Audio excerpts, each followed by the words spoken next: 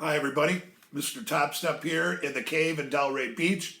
I want to name today's video the S&P 500 Futures, the Hillary Rally, and Dump, because that's what I think is going to happen here.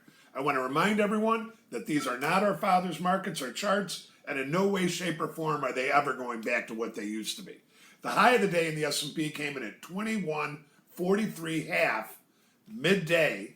The low came in at 21.19 even early in the morning, and last we're 21.33 we're up 3.5 handles. Total volume, we have 1.35 million minis traded.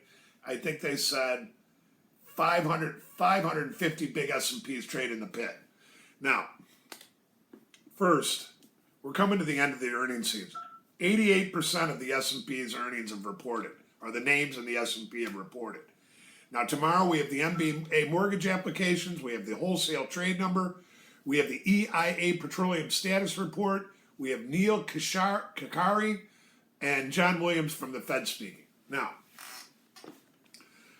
wild stuff that we have here. And one of the things that I first thought about when the S&P was rallying yesterday was one of Mr. Top Step's favorite trading rules, that it takes days and weeks to knock the S&P down and only one to bring it back. Over 9 trading days, the S&P sold off 2.8%, and yesterday it rallied 2.2%. Now, the 9-day decline was the largest decline in, I believe, 36 years. But after the news came out, the S&P rallied all the way back. The news that the Feds were not going to be filing charges on Hillary, which they probably should. The S&P rallied back to the highest it's been on October 27th, the day before the FBI came out and made that release. It was the biggest one-day rally for all 3 indexes since March 1. Wow. Now, you got to kind of ask yourself, what's going on here? And what I'm going to tell you I think is going on here is the algorithms own the tape right now. Every little headline, everything that comes out on CNBC, the S&P is moving. But at the end of the day, it's all going to come down to one thing. It's what the people want. It's what the people are going to vote for. And apparently, what's going on right now is we're talking, it's 5-3, it's 5-2, it's 2:55 Eastern time, and they just came out saying that the Hispanic vote may turn this whole election on Hillary's behalf. You know, at the end of the day, I think that Donald Trump probably could have done some great stuff for the United States, but his approach was just too hard. And at the end of the day, I'm going to tell you something. It doesn't really matter who wins or loses to me, but at the end of the day, I think the public has been very, very scared about this election, and the fact that Hillary's been around so long, even though she's got all this questionable stuff going on, that her background fits this job better. And I kind of got to agree that, but at the end of the day, I think the American people are probably missing out on something that needs to be done, which is to clean up the political system. Now, let's see, what else did I write down? Okay, now, if you're going to compare any of this to what happened in London with Brexit, the S&P gained 1.3% the day before the Brexit results came out, and then fell 5% to 6%, and then rallied 10%. So as we go into the end of the year, once we get past this crazy election, and again, I want to reiterate something, that I'm not quite sure that even if after it's decided, if it is Hillary Clinton, that Donald Trump is going to give up so easy. In fact, there was something that he filed a lawsuit somewhere today already about certain voting procedures. So I don't think this is over, you guys. I really don't. I don't think Donald's not going to go down without a fight. But that said, I want to talk a little bit about today's trade, and I got to admit that it's been hard.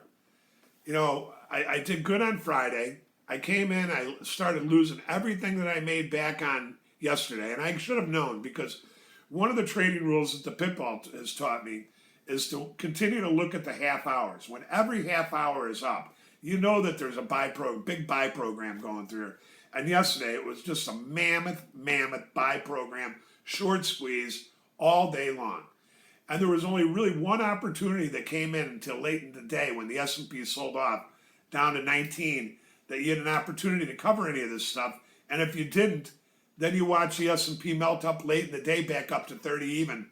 And that was not pretty. Now, like I said, Friday I had a good day. Yesterday I had a bad day. But I sat on the futures. I held them overnight. Now hear this. I told Fair Value Trader that helps me trade to put in a 19 and a quarter bid in overnight.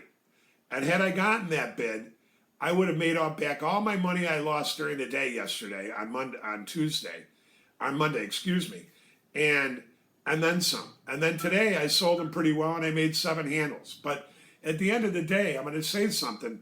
This has been a pretty hard trade.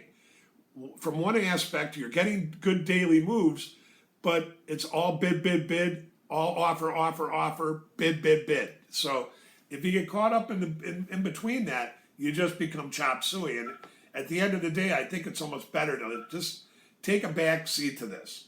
Now, moving forward, I still got this thing stuck in my head about what Goldman was saying about the S&P going out at 2,100 at the end of the year. The other side of this coin is that once we get past all this, we are going to have that December Fed meeting. So if the S&P does rally, I think that there could be a sell-off. There could be another sell-off. But at the end of the day, what I want to say is that I don't think it's going to matter who wins this election. With the S&P rallying as much as it has, and the results are not completely known, but it looks like Hillary Clinton's going to win the election. If she does, I think that we're going to have a failed rally. And then we can start to go back up. It's almost like predicting the unpredictable. It's kind of the title of what I put on the S&P opening print the other day, predicting the unpredictable. But at the end of the day, you guys were seeing a little bit lower volumes than we were yesterday at this time. A little bit of risk off after yesterday's rally, I think. And we're going to have a long night. Now, what I may do is I may come back and do a Periscope tonight. And I would suggest that if you don't have the Mr. Top Step Periscope signed up, get on it, because tonight we're going to look at some charts and stuff like that. So to kind of summarize, you guys, my gut feel says that the S&P has already rallied, and that once the news comes out, we're probably going to come back down and make a low, and then we're going to start to go back up. The other part about this, we do have a Fed meeting coming up next week, and then we have the big Fed meeting in December coming up. So there could be some back and forth water in the bathtub type trade, and I think they could be putting a little bit of money to work as we move forward here, but I don't know that that's going to mean that the S&P is just going to go straight up into the end of the year. Volatility is still very high. There's a lot of big movement going on here, and until the markets level off and find a trading range and start going back up, I think we're in for a lot more of this kind of back and forth whipsaw type trade. Anyways, I'm going to leave it like that, traders.